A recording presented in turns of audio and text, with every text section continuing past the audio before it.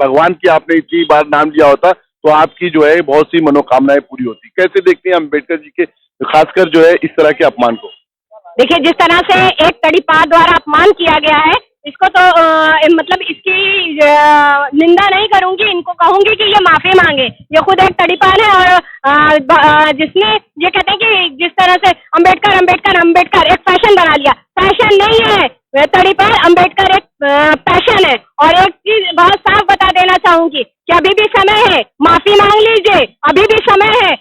ये या तो इस्तीफा दे दीजिए या तो देश की जनता से भरे सदन में आप माफी मांगिए। जिस तरह से आपने बाबा साहब भीमराव अंबेडकर का अपमान किया है, आज तो अभी हम सड़कों पर उतरे हैं, आगे संघर्ष हमारा जारी रहेगा। एरम जी, खासकर अमित शाह जी ने कहा है कि मेरा इंटेंशन उद्देश्य किसी को आहत पहुंचाना नहीं और अंबेडकर की शान में गुस्ताखी करना नहीं था, लेकिन विपक्ष जो है इसको मुद्दा बना के धूमिल कर रहा है लोगों को। देखिए, ये तो जो उनके मन में था ना, वो सामने आ गया, जुबान पे आ गया, मन की बात जुबान पे आ गई। उनके पास मन की बात बहुत आती है ना बीजेपी वालों के पास, जैसे उनके हमारे मोदी जी हैं, उनके मन की बात सुनते हैं, मन की बात उनके सुन के जनता परेशान हो जाती है। उसी तरह उनके मन की बात, जो अमित शाह के मन की बात थी ना, वो जुबान पे आ गई और ये साफ जनता ने देख लिया, देश के लोगों ने देख लिया कि किस तरह से पिछड़े दलित अल्पसंख्यक के को लेकर इनके मन में घृणा है। और कहते हैं ना कि ये पसंद नहीं करते हैं, ये नहीं चाहते, ये चाहते हैं कि मंदिर पे बात हो, ये नहीं चाहते हैं कि सुरक्षा पे बात हो, क्योंकि ये भैया वही अमित शाह है ना जो कहते हैं कि आधी रात को गहना पहन के चलो। भाई साहब, रोज आए दिन आप पेपर खोल के देख लिया, कोई दिन ऐसा नहीं जाता है जिस दिन किसी महिला का बलात्कार ना हो, पेपर में किसी महिला की हत्या ना हो। आए दिन बलात्कार, हत्या, लूट जैसे अपराध होते रहते हैं और अमित शाह के पास अब कुछ नहीं बचा था। उन्होंने ये जो एक तरह से कहिए संविधान पर हमला किया है। महमूद प्राचा जी ने कुछ जो है जानकारियां मांगी थी चुनाव आयोग से, तो चुनाव आयोग ने हाल ही में जो है चुनाव संचालन नियम कुछ नियम बदल दिए जिसके तहत आपको वो जानकारियां आवंटित नहीं की जाएगी। इसके लिए महमूद प्राचा जी काफी जो है आवाज भी उठा रहे थे और अब ये तमाम जो है संशोधनों को नियमों में जो वो किया गया, चेंज किया गया, कैसे देखती हैं? देखिए, आज एक बात आपको बता दें, जिस तरह से आप संविधान की बात कर रहे हैं, संशोधन की बात कर रहे हैं, आज यही जो संविधान है जिसके जरिए अमित शाह बैठे हुए हैं और उसी संविधान को बदल रहे हैं, जिसके जरिए वो वहाँ गृह मंत्री का पद ग्रहण करके बैठे हुए हैं और आज उसी संविधान पे वो बैठ के, उसी गद्दी पे बैठ के उसी संविधान पे हमला कर रहे हैं। तो ये तो चाहते ही नहीं है, ये तो देश को गुलामी की तरफ ले जाना चाहते हैं। वो गोरे अंग्रेज थे, ये काले अंग्रेज हैं। प्रधानमंत्री जी का कहना है कि आप लोग जो है भारत को सशक्त बनाने में मदद नहीं कर रहे हैं, खासकर भारतीय जनता पार्टी के नेताओं की। आप लोग विपक्ष का पूरी भूमिका सिर्फ जो है नकारात्मक शक्तियों में ही इस्तेमाल कर रहे हैं, सकारात्मक भूमिकाएं नहीं निभा रहे हैं। इसीलिए कुवैत में भी जाके उन्होंने कहा जो है अंतर्राष्ट्रीय पटल पर कि भारत जो है काफी तरक्की कर चुका है, काफी सशक्त हो चुका है और सभी लोग वहां पे काफी लोग थे, सभी लोगों ने उनकी सराहना की। देखिए, जिस तरह से आप बात कर रहे हैं कि भारत को सशक्त बना रहे हैं, एक बात बताइए, ये हर जगह मंदिर खोदते निकल रहे हैं। एक मंदिर की बात है, ये मस्जिद के नीचे ही भगवान रहने लगे हैं, तो या तो ये मान लें कि हर जितने भी भगवान है वो मस्जिद पसंद कर रहे हैं, मस्जिद की सीढ़ियों में ही रहते हैं, इनके पास कोई काम नहीं है, ये सिर्फ हर जगह मस्जिद खोदेंगे, कहीं हर जगह मस्जिद के नीचे मंदिर खोदेंगे। अगर इनके कार्यालय में ढूंढा जाए तो इनके कार्यालय में बहुत कुछ मिलेगा, क्योंकि ये धरती है, इसके अंदर बहुत कुछ समाया हुआ है, कुछ ना कुछ मिलता रहेगा और ये खोदते रहेंगे। एक बार अपना पार्टी ऑफिस भी खोद के देखें, वहां भी कुछ मिल ही जाएगा इनको। भारत के सारे न्यायाधीश, चाहे निम्न न्यायालय के हों चाहे सर्वोच्च न्यायालय के हों, सभी न्यायाधीश जो है संविधान से ही न्यायालय में पहुंचे हैं।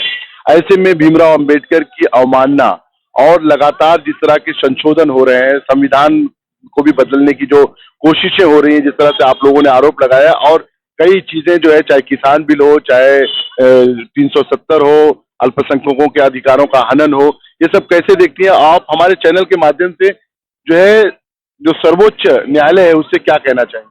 देखिए, मैं ये कहना चाहती हूँ कि देश की जो लगाम है, जो नेतृत्व देश का कर रहा है, वो सिर्फ जो है एक तरह का तड़ीपार कह सकते हैं, दंगाई लोग कह सकते हैं उनको। वो सिर्फ बांटने वाली राजनीति कर सकते हैं। वो देश को कभी भी सशक्त नहीं बनने देंगे। वो फूट डालो, जैसे कहते थे ना, काले अंग्रेज से गोरे अंग्रेज से वो कहते थे फूट डालो राज करो। ये जो है धर्म के नाम पर देश की जनता को लड़ाते रहेंगे, मारते रहेंगे। ये किसी का भी भला नहीं कर पाएंगे, चाहे ये नौजवान हो, चाहे महिला हो, चाहे बुजुर्ग हो। आज तक इन्होंने क्या दिया है देश के लोगों को? नौजवानों को कितने रोजगार दे दिए, महिलाओं को कितनी सुरक्षा मिल गई, महिलाओं को कितना सम्मान दे दिया इन्होंने। आप देखिए कि संभल में किस तरह से महिलाओं को जो है वोट नहीं डालने दिया जा रहा है। एक पुलिस वाला खुले रिवॉल्वर लेके टहल रहा है। ये कौन है? ये अंगरक्षक नहीं है इनकी जब रक्षक को ही भक्षक बना दिया गया है।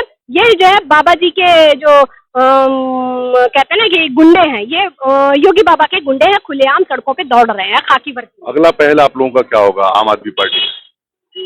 देखिए, जब जब ये नफरत की बात करेंगे, हम तब तक सड़कों पे उतरते रहेंगे, देश की जनता का अपमान करेंगे, संविधान का अपमान करेंगे। हम इनका खुला विरोध करते हैं और करते रहेंगे। आज आप लोग जो है खासकर अमित शाह के लिए सड़कों पे उतरे, उनके विरोध में, क्या पूरा जो है, क्या आप लोगों की क्या मंशा है? देखिए, हमारी मंशा ये है कि भारत के संविधान में लिखा हुआ है, वो प्रियम्बल में ही लिखा हुआ है कि हम भारत के लोग भारत को एक संपूर्ण प्रभुत्व संपन्न, समाजवादी, पंथ निरपेक्ष और लोकतांत्रिक देश बनाएंगे। और ये कैसे मिला? ये भारत के संविधान से मिला। किसने दिया? बाबा साहब भीमराव अम्बेडकर ने दिया। बाबा साहब भीमराव अम्बेडकर ना दिए होते, भाई साहब आप खड़े होकर हमसे ये पूछ नहीं पाते। ये अधिकार आपको भारतीय संविधान से मिला है। तो ये एक पदासीन व्यक्ति जो भारत का सबसे महत्वपूर्ण पद है, गृह मंत्री, वो इस तरह कह रहे अम्बेडकर अम्बेडकर अम्बेडकर। ये बतावें आपकी भी श्रद्धा किसी धर्म में होगी, हमारी भी श्रद्धा है।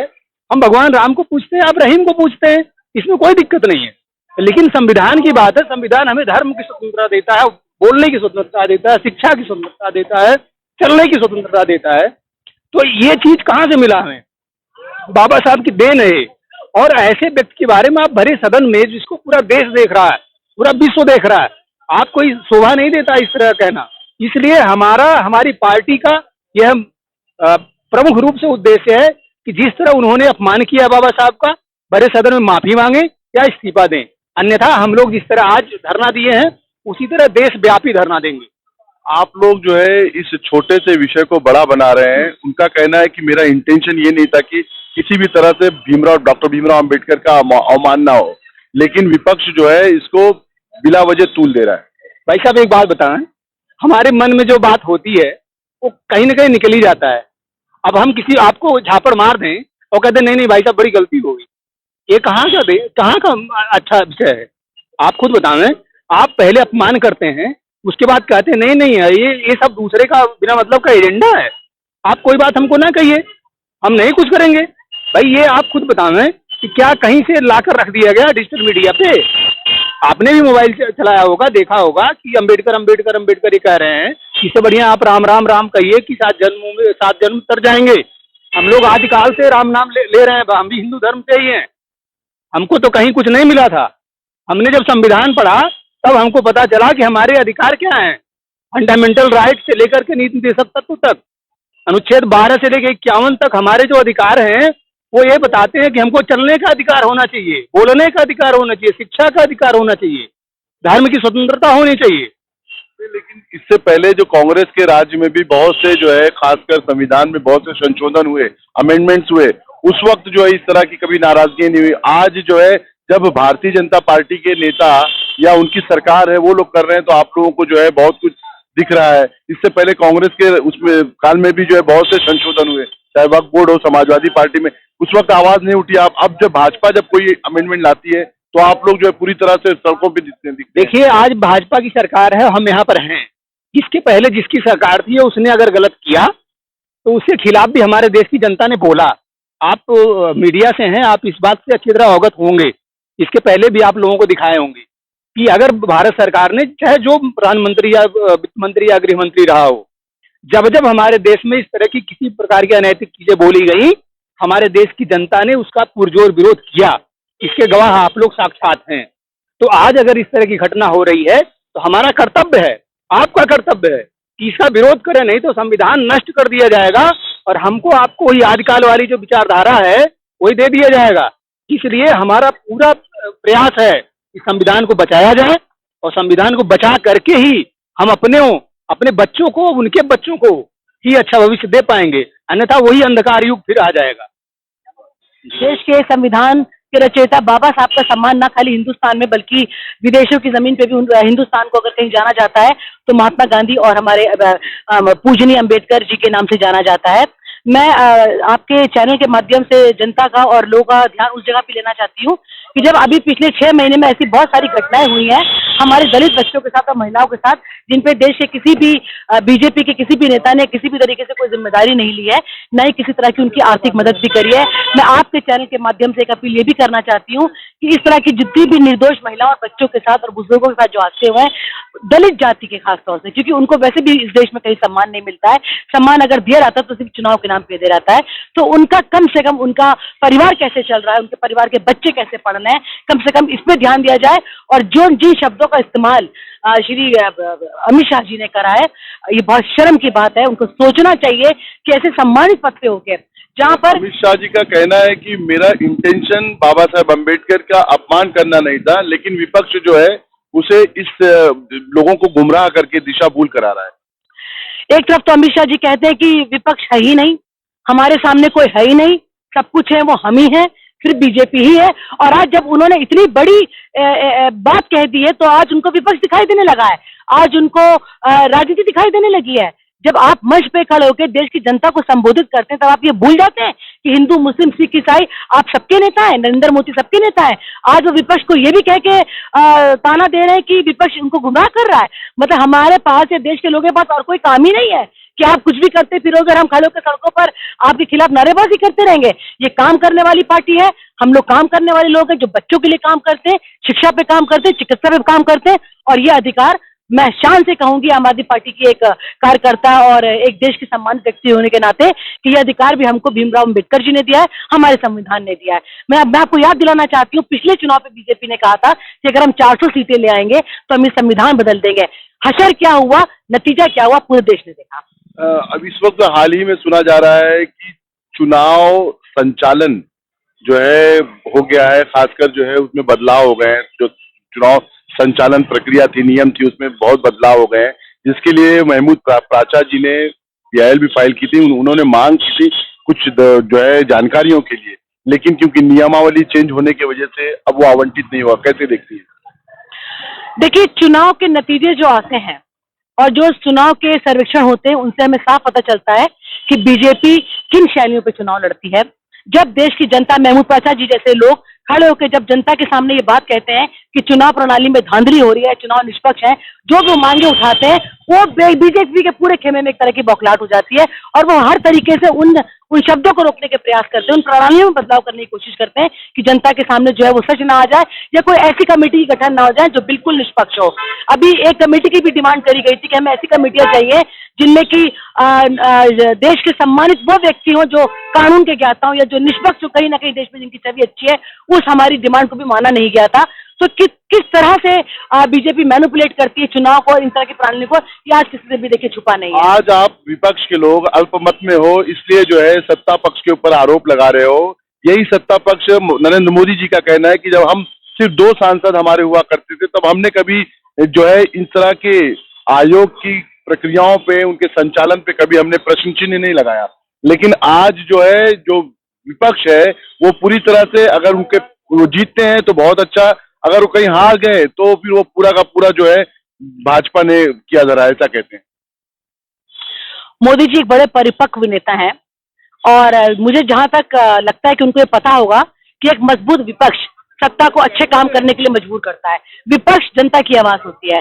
यह विपक्ष ही आपको बात बात में बताता है कि आपको किन नीतियों में बदलाव की जरूरत है और कहां पे आप काम ठीक तरीके से नहीं कर रहे हैं। पूरा बीजेपी हमेशा ये क्यों प्रयास करता है कि विपक्ष उनके सामने ना हो। ये कौन सी गुंडागर्दी है, ये कौन सी आपकी जिद है कि आप जब आपके कोई काले कारनामे जनता के सामने लाने की कोशिश की जाती है तो आप कहते हो कि अल्पसंख्यक है, आपके पास ताकत नहीं है, आपके पास सत्ता नहीं है, आप हमारी पार्टी को बदनाम करते हो। अरे आप उठा के देखिए तो अपने आंकड़े, अब पुलिस प्रशासन के अभी यही कहा आपने, आपके चैनल ने भी रिकॉर्ड करा। आप देखिए किस तरह से प्रदर्शनों में लोगों की मौतें हो रही हैं। क्या आप इसको निष्पक्ष सरकार कहेंगे? क्या आप इसको निष्पक्ष प्रशासन कहेंगे? जहां लोग सड़क पर आके अपनी बात कहते हैं तो उनकी मौतें हो जाती हैं। क्या चाहते हैं हमारे देश के प्रधानमंत्री कि विपक्षी ना रहे? अरे आपको तो खुश होना चाहिए कि आपके सामने ऐसे लोग हैं जो संविधान हाथ में उठा उठा के कहते हैं कि हमारी जांचें करा लो, हमको जितनी सीबीआई भेजनी है भेज लो, अगर हमने कुछ करा ही नहीं है तो हम क्लीन चिट होके बाहर निकलेंगे। जबकि आप बीजेपी में देखिए, खुले कैमरे के सामने इन बड़े बड़े नेता घूस देते हुए पकड़े गए, उसके बाद वो क्लीन चिट उनको मिल जाती है। तो कम से कम आम आदमी पार्टी के जो नेतागण है वो कहते तो है कि जांचें करा लो। क्यों? क्योंकि आज भी हमारा भरोसा संविधान के ऊपर है। भारत के प्रधानमंत्री विदेश जाके कहते हैं भारत सशक्त हो रहा है, डिजिटल युग में जो है भारत चल रहा है, काफी भारत ने उन्नति की है, और आप लोग जो है जिस तरह से उनके कार्यों को आप नकार रहे हैं या उनके जो आरोप लगा रहे हैं आप लोग, कहाँ तक आप लोग देखते हैं क्या राष्ट्र को सशक्त नहीं किया है भाजपा ने, खासकर नरेंद्र मोदी जी? देखिए, राष्ट्र कितना सशक्त हुआ है ये तो मुझे लगता है अडानी जी ही बता पाएंगे। अभी पिछले कुछ महीने से जो हमारी देश की संसद में जो नजारा देखने को मिला है कि जब जब मुद्दे उठाए जाते हैं, जब जब देश में इकोनॉमी की बात होती है, जब जब अर्थव्यवस्था पे बात होती है, तो बीजेपी की पूरी कोशिश रहती है कि संसद उस टाइम पे चले ना कुछ उनके नेतागण ऐसी हरकतें कर देते हैं। ये बताइए, देश की जनता का अधिकार है। हमारे जितने भी प्रतिनिधि संसद में पहुंचते हैं वो देश की जनता की तो आवाज उठाती है, क्या वो हमारी पर्सनल आवाजें होती हैं? हमारे नेता अगर संजय सिंह जी आवाज उठाते हैं कि अडानी के ऊपर एक जांच चलाई गई थी, उस जांच का क्या हुआ, अगर हम मांग करते हैं तो आप इल्जाम लगाते हो कि हम काम नहीं करने देते, संसद नहीं चलने देते। चैनल के साथ जुड़ने के लिए सब्सक्राइब करें और बेल नोटिफिकेशन दबाना ना भूलें।